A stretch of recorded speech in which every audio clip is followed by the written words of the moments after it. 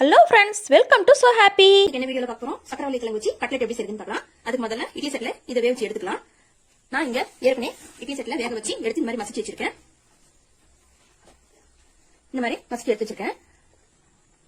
அதுக்கு ஒரு பெரிய வெங்காயம் கொஞ்சம் பொடி பொடியா நறுக்கி வச்சுக்கோங்க. ஒரு வெங்காயம் போதும். நான் 2 கிழங்கு மட்டும் தான் இன்னைக்கு வேக வச்சு எடுத்திருக்கேன். காரத்துக்கு ஒரே குட்டி பச்சை மிளகாய் கொஞ்சமா சேர்த்துக்கோங்க. வேணான்றவங்க நீங்க மிளகாத்தூள் கூட சேர்த்துக்கலாம். கருவேப்பிலை ஒரு 2 கருவேப்பிலை எடுத்து இந்த மாதிரி பொடி பொடியா நறுக்கிக்கோங்க. கூடவே கொத்தமல்லியும் சேர்த்துக்கோங்க, ஒரு கொத்து. இஞ்சி பூண்டு பேஸ்ட் 1 டீஸ்பூன் போதும். இதெல்லாம் நல்லா சேர்த்து விட்டுட்டு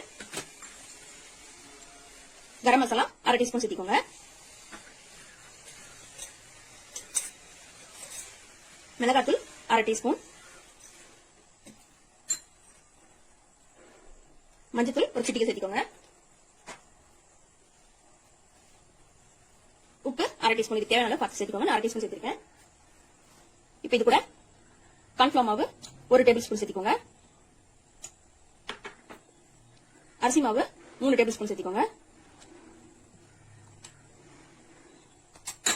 இது நல்லா பிசைஞ்சு எடுத்துடலாம். எல்லாம் கலந்து வர மாதிரி பிசைஞ்சு எடுத்துக்கோங்க. பாருங்க, இந்த மாதிரி பிசைஞ்சு எடுத்துக்கோங்க. சப்பாத்தி மாவு பதத்துக்கு. இந்த மாதிரி கட்லெட் சைஸுக்கு ஒரு உருண்டை எடுத்துக்கோங்க. இந்த மாதிரி உருட்டி கையில வச்சு தட்டினீங்கன்னா இந்த மாதிரி ரவுண்டா தட்டி எடுத்துக்கலாம். பாருங்க, இந்த மாதிரி தட்டி எடுத்துட்டு இந்த மாதிரி தட்டில எல்லாத்தையும் அடுக்கி வச்சிடலாம். பாருங்க, இந்த மாதிரி தட்டி எடுத்தாச்சு. இப்ப நான் அடுப்புல ஒரு தவா வச்சிருக்கேன். தோசை தவா வச்சிருக்கேன். அதுல 2 டேபிள் ஸ்பூன் ஆயில் சேர்த்திக்கோங்க. நல்லா பக்கமும் பரவ மாதிரி இருக்கட்டும். அடுப்பை கொஞ்சம் மீடியம் ஃப்ளேம் வச்சுக்கோங்க, இல்லைன்னா சிம்ல வச்சுங்க. இதை அப்படியே போட்டலாம்.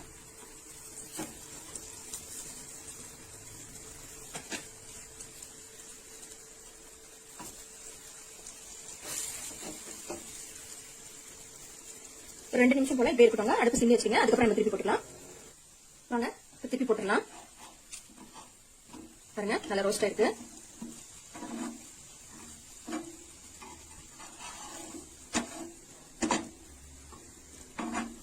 இந்த மாதிரி திருப்பி போட்டுட்டு இப்போ 2 டேபிள் ஸ்பூன் எண்ணெய் சேர்த்துக்கோங்க.